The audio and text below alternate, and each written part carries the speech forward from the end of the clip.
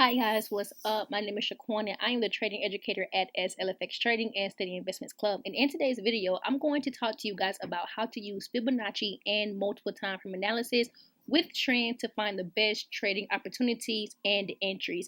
Before we get into it, I'm going to let the intro roll, but go ahead and click the button down below to subscribe. And also comment below and like the video and share the video if you find it helpful. Also go ahead and follow me on SLFX_trading on Instagram. And I'll talk to you guys after the intro rolls.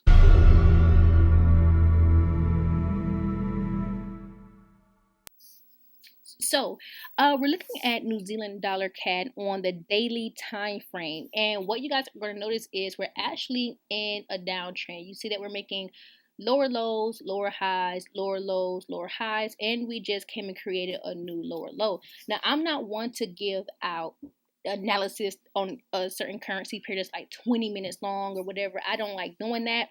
I like to keep my analysis fairly short and sweet and simple. I think the more you look at a currency pair, you're just going to overanalyze it, right? So here's a quicker way to look at it. Sorry if you hear rummaging. I'm in the basement of my in-laws' house right now. I'm on vacation, so yeah, it's like the quietest place in the house right now, so I'm just trying to make the video really quick.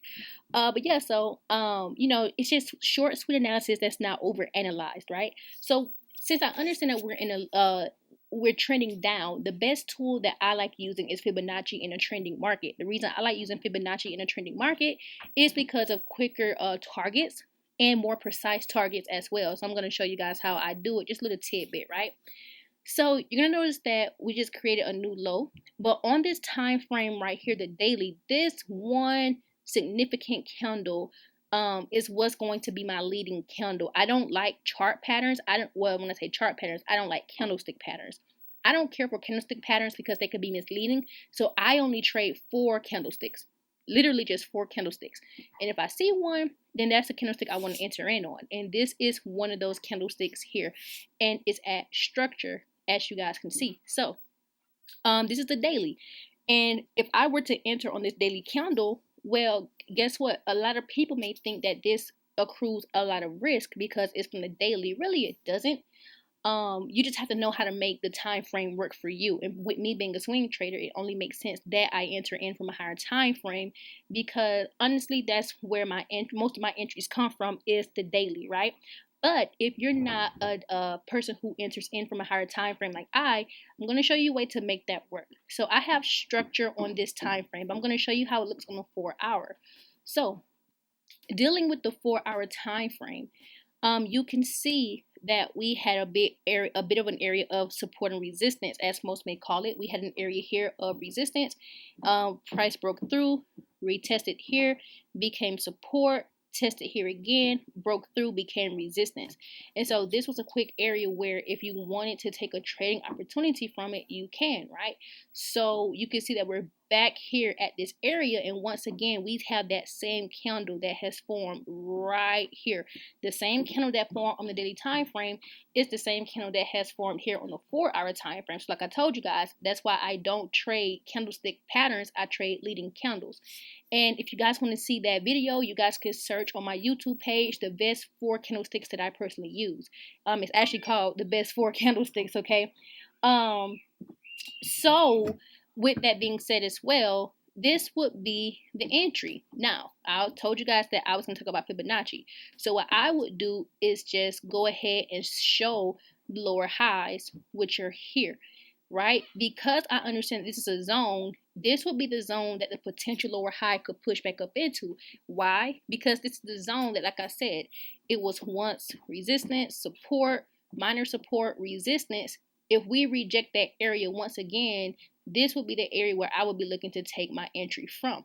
Now, understanding that, this is when I'm going to use my Fib tool. Right now, I'm not going to give specific targets on here or how I place my stop losses, or how I just enter into the market on every single trade or whatever. Like I said, I just showed you guys one way, right, with the leading candle in that structure. So as you guys can see, though, at the same time, this is how I use Fibonacci for confluence.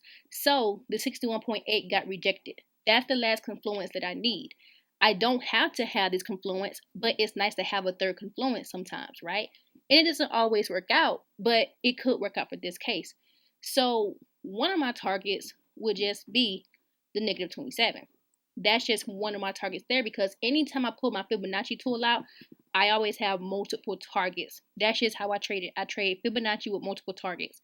But as you guys can see, this would be the target zone right here in this area. Now, if I wanted to go up to a higher time frame to see if that lined up with some type of structure or whatever, I probably could, but it's not really always needed, because all I know is I am trading this in a trending market. As long as we keep these lower highs going, as long as it's rejecting structure, then I am going to enter into this trade. And this is a good trade setup for me and how I personally trade. It is also how I personally use my Fibonacci for a last confluence as well. So this is also how I keep my entry short, sweet, and simple, and my analysis short, sweet, and simple as well when the market is trending. When it's ranging, that's a different story. I may not use Fibonacci in a ranging market that much, because in a ranging market, I would just trade range per range, or the consolidation point to the next consolidation point from there.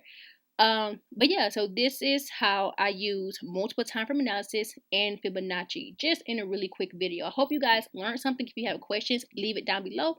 You can DM me on Instagram, or just leave a comment down below if you're watching this on YouTube. So you guys, hopefully you all learned something. Hopefully this was helpful analysis for you guys, and I'll talk to you guys in the next video.